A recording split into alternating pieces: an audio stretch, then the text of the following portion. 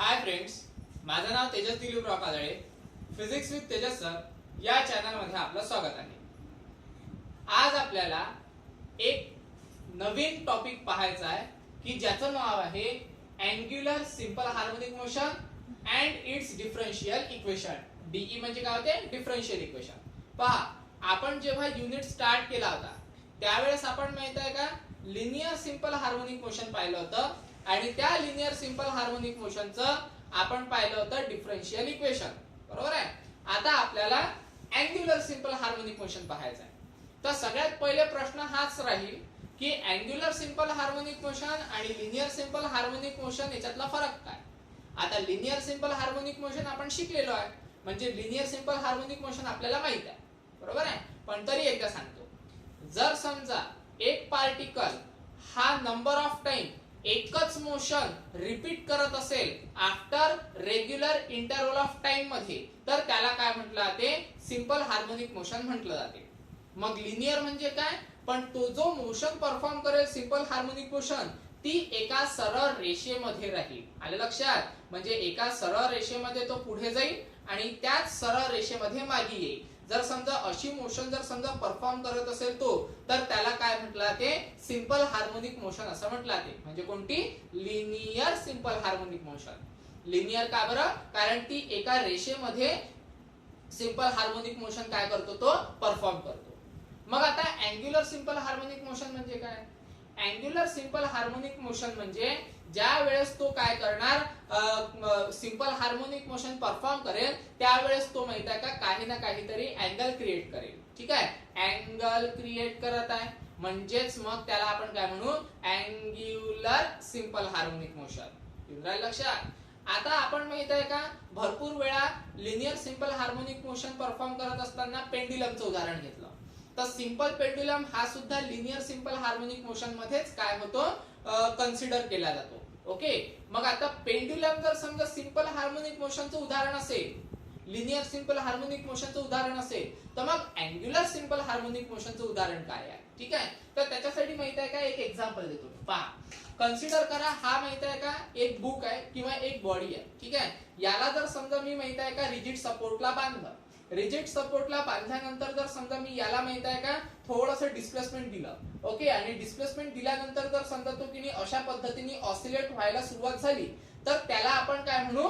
Linear simple harmonic motion म्हणू. येऊन राहिलं लक्षात? म्हणजे जर समजा की याला मी काय केलं, थोडंसं फोर्स प्रोव्हाइड केला. फोर्स प्रोव्हाइड केल्यानंतर जर समजा हा माहित आहे का अशा पद्धतीने सिंपल हार्मोनिक मोशन परफॉर्म करत असेल, तर याला काय म्हटलं जाते?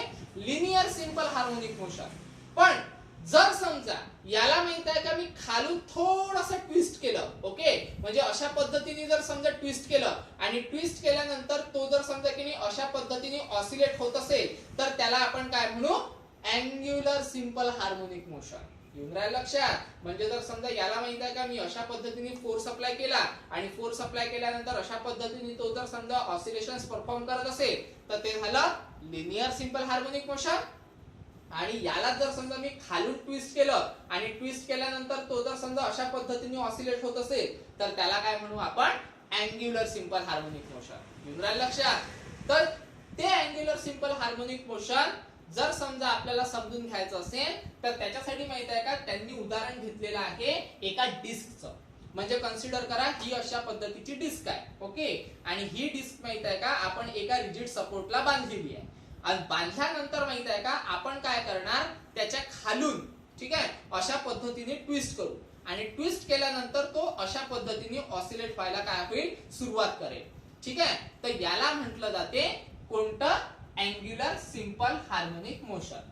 लक्षात? म्हणजे जर समजा अशा पद्धतीने ऑसिलेट होत असेल, तर त्याला काय म्हणणार आपण? Angular simple harmonic motion. मग आता तसंच माहित आहे का एक डिस्क आपण कन्सिडर केली, त्याला रिजिड सपोर्टला बांधलं आणि खालून मग आपण त्याला काय करणार आहे? थोडंसं ट्विस्ट करणार आहे. म्हणजे कन्सिडर करा टॉर्क अप्लाय करणार आहे. मग टॉर्क अप्लाय केल्यानंतर तो माहित आहे का अशा पद्धतीने की हालायला काय होईल? सुरुवात होईल. किंवा आपण असं म्हणू अशा पद्धतीने ऑसिलेट व्हायला काय होईल? तो सुरुवात होईल. येऊन राहिलं लक्षात? तर याला काय म्हणतो आपण? Angular simple harmonic motion. चलो ठीक आहे. अँग्युलर सिंपल हार्मोनिक मोशन तर समजलं. मग डिफरन्शियल इक्वेशन कसं काढायचं? तर डिफरन्शियल इक्वेशन साठी पहा, त्याच्यासाठी माहित आहे का आपण काय करत असतो? टॉर्क अप्लाय करत असतो, बरोबर आहे. मग टॉर्क अप्लाय करत असताना आपण जेवढा जास्त टॉर्क अप्लाय करू तेवढा जास्त आपल्याला काय मिळणार आहे, अँग्युलर डिस्प्लेसमेंट मिळणार आहे. तुम्हाला माहित आहे अँग्युलर डिस्प्लेसमेंट म्हणजे काय रे, थीटा, बरोबर आहे. म्हणजे जेवढा जास्त टॉर्क अप्लाय करा तेवढाच जास्त तुम्हाला काय मिळेल, अँग्युलर डिस्प्लेसमेंट. म्हणजेच काय, तर tau is directly proportional to theta. पहा कसं, कन्सिडर करा ही पुन्हा आपल्याकडे काय आहे, डिस्क आहे. आता याला मी काय करतो, खालून रोटेट करतो. तर थोडासा टॉर्क अप्लाय केला तर मला माहिती आहे का रोटेशन एकदम कमी मिळणार, बरोबर आहे. म्हणजे अँग्युलर डिस्प्लेसमेंट कसं मिळेल, मला कमी मिळणार. आणि जास्त टॉर्क अप्लाय केला तर अँग्युलर डिस्प्लेसमेंट कसं मिळेल, मला जास्त मिळणार, बरोबर आहे. म्हणून मग माहित आहे का, त्या थेअरीवरून आपल्याला एक इक्वेशन मिळालं ज्याला आपण काय म्हणतो की tau is directly proportional to theta.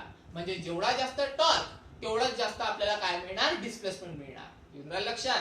तर कन्सिडर करा. त्याच्यानंतर आता काय होते रे, पहा टाऊ पुन्हा ऍज इट इज, ठीक आहे. आता आपल्याला काय मिळते की जर समजा डायरेक्टली प्रोपोर्शनल इक्वल टू च्या साइनने आपण रिप्लेस केलं तर तिथे एक माहिती आहे का काहीतरी कॉन्स्टंट येईल, ओके. आणि तो कॉन्स्टंट घेणार आपण आता सी. लक्षात. आता सी इंटू काय मिळणार आपल्याला, थीटा. पुन्हा तेच की ज्या वेळेस आपण सी इंटू थीटा इक्वेशन आपल्याला मिळेल ते मग सी इंटू थीटाच मिळणार का, नाही. ते काय मिळणार आपल्याला, मायनस सी इंटू थीटा.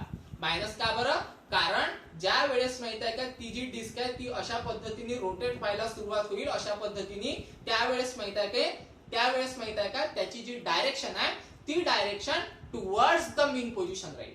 मग आता तो आपल्याला डायरेक्शन दाखवत आहे टुवर्ड्स द मीन पोझिशन, म्हणून मग आपण इथे काय घेतलं, मायनस साइन घेतलं.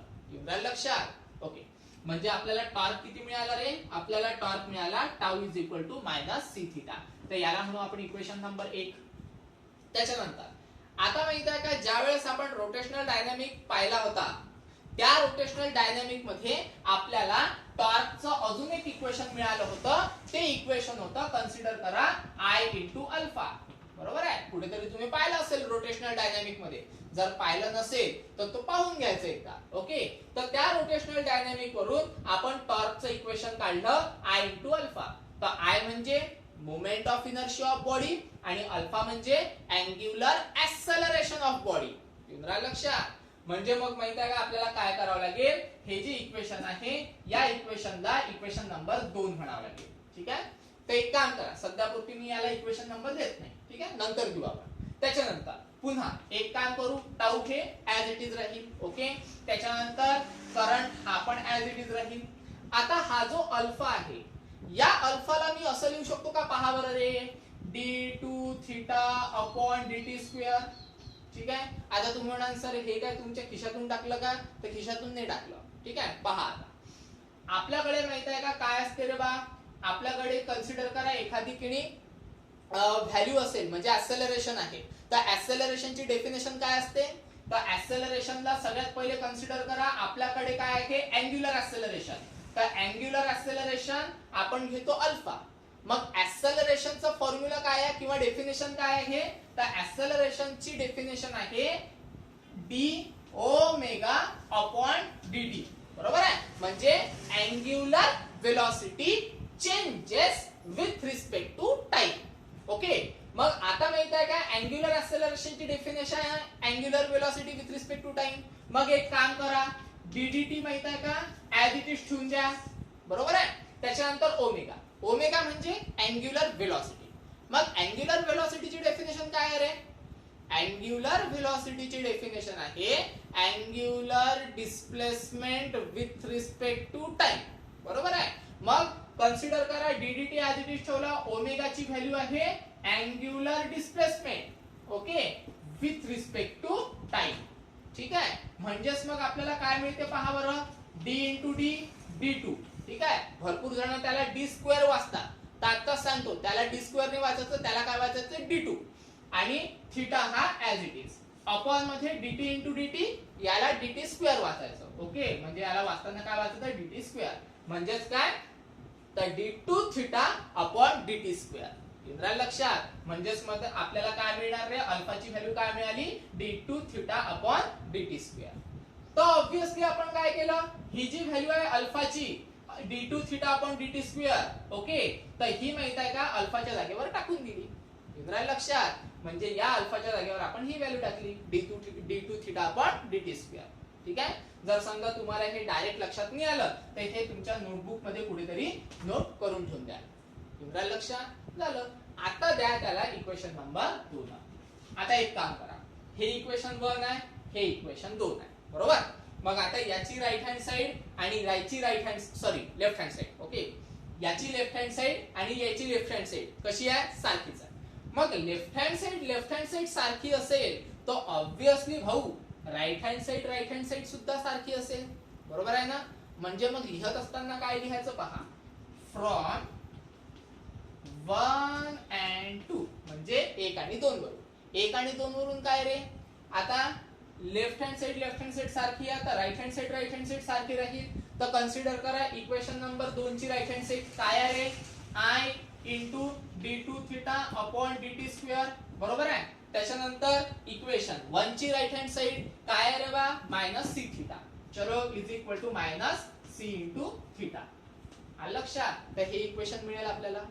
तर एक काम करा, i इकडे काय आहे मल्टिप्लायला, इकडे गेल्यानंतर काय होते डिवायडेडला, बरोबर. म्हणजे काय मिळेल आपल्याला, तर this implies d2 theta upon dt square हे as it is. Okay, i इकडे मल्टिप्लायला आहे, इकडे गेल्यानंतर होईल तो डिवायडेडला. ठीक आहे. आणि मायनस c थिटा हे पण as it is minus c into theta. याला काहीतरी इक्वेशन नंबर देऊन द्या, कारण याचं आपल्याला पुढे काम आहे. तर याला काहीतरी इक्वेशन देऊ, हे इक्वेशन 2 झालं होतं, याला म्हणून इक्वेशन नंबर 3. ठीक आहे. आता काय होते पहा, बस 2-4 स्टेप, एका स्टेप मध्ये आन्सर आहे. आता एक काम करा, इक्वेशन 3 लाच कंटिन्यू करायचं आपल्याला, त्याचं पुढे काम आहे म्हणून आपण इक्वेशन 3 दिलेलं आहे. पहा, हा इकडे मायनस आहे, इकडे आल्यानंतर काय होईल तो प्लस होऊन जाईल, बरोबर. म्हणजे काय मिळेल आपल्याला पहा, d2 theta upon dt square, बरोबर आहे. हा इकडे मायनस आहे, इकडे आल्यानंतर काय होईल तो प्लस, म्हणजे plus c by i. Okay, into theta is equal to सरळ 0. ठीक आहे. तर हे जे काही इक्वेशन आपल्याला मिळालं, याच इक्वेशनला काय म्हटलं जाते, डिफरन्शियल इक्वेशन. कोणाचं, अँग्युलर सिंपल हार्मोनिक मोशनचं. लिहिलं लक्षात. तर हे आहे आपला डिफरन्शियल इक्वेशन, कोणाचं, अँग्युलर सिंपल हार्मोनिक मोशन. ठीक आहे. आता याच्यावरूनच माहित आहे का आपण टाइम पिरियड पण काढू शकतो. टाइम पिरियड कसा काढायचा पहा. आता टाइम पिरियडची व्हॅल्यू आपण माहित आहे का, जेव्हा फेज ऑफ एसएचएम पाहिलं होतं तेव्हाच काढली होती. ठीक आहे. आठवत असेल तर बघा काय होती ती व्हॅल्यू. ती व्हॅल्यू होती 2 पाय. ठीक आहे. अपॉन मध्ये under root a by x, बरोबर आहे ना. a म्हणजे ऍक्सेलरेशन, x म्हणजे डिस्प्लेसमेंट, म्हणजे ऍक्सेलरेशन पर युनिट डिस्प्लेसमेंट. पण इथे आपण की नाही अँग्युलरच्या बाबतीत बोलत आहे, अँग्युलरच्या बाबतीत बोलत आहे म्हणून माहित आहे का, ऍक्सेलरेशनच्या जागेवर आपल्याला मिळणार अँग्युलर ऍक्सेलरेशन म्हणजे अल्फा, आणि अँग्युलर डिस्प्लेसमेंटच्या जागेवर मिळणार अँग्युलर डिस्प्लेसमेंट म्हणजे थिटा, बरोबर आहे. तर इथे मिळेल आपल्याला अँग्युलर ऍक्सेलरेशन, इथे मिळेल आपल्याला अँग्युलर डिस्प्लेसमेंट. म्हणजे वाचत असताना तसंच वाचायचं, angular acceleration per unit displacement, angular displacement. लक्षात, angular acceleration per unit angular displacement झालं. मग एक काम करा, आपल्याला कशाची व्हॅल्यू लागेल आता, अल्फा बाय थिटाची. मग अल्फा बाय थिटाची व्हॅल्यू कुठून काढायची, तर ती काढायची इक्वेशन नंबर 3 वरून. पहा कसं तर. मग एक काम करा, फ्रॉम 3 म्हणजे इक्वेशन 3 वरून. इक्वेशन 3 वरून पहा बरं काय होते तर पहा, d2 theta upon dt square म्हणजे d2 theta upon dt square, त्याला काय लिहू शकतो आपण, अल्फा, बरोबर आहे. म्हणजे काय मिळेल आपल्याला, अल्फा इज इक्वल टू ही व्हॅल्यू काय येईल ती minus c theta upon i, बरोबर आहे.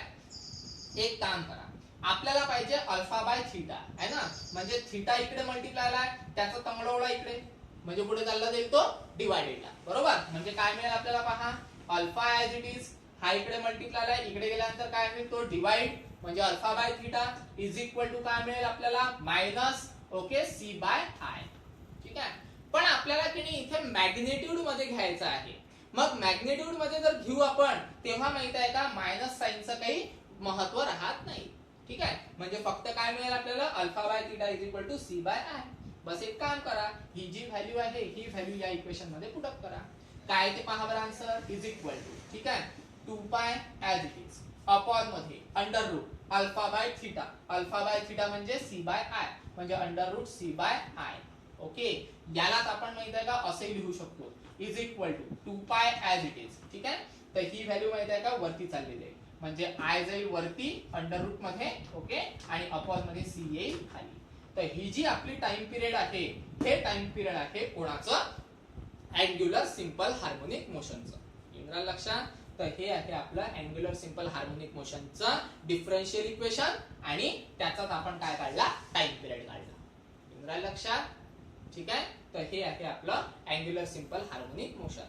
फक्त फरक एवढाच आहे, angular simple harmonic motion perform करत असताना तो काहीतरी काय करणार, अँगल क्रिएट करणार. ओके, आणि लिनियर सिंपल हार्मोनिक मोशन मध्ये तो एका सरळ रेषेमध्ये सिंपल हार्मोनिक मोशन काय करेल, परफॉर्म करेल. ठीक आहे, तर याला म्हटलं ते angular simple harmonic motion. Important derivation आहे. ठीक आहे, त्याच्यामुळे करत असताना काही अडचण आली तर मला संपर्क साधायचा.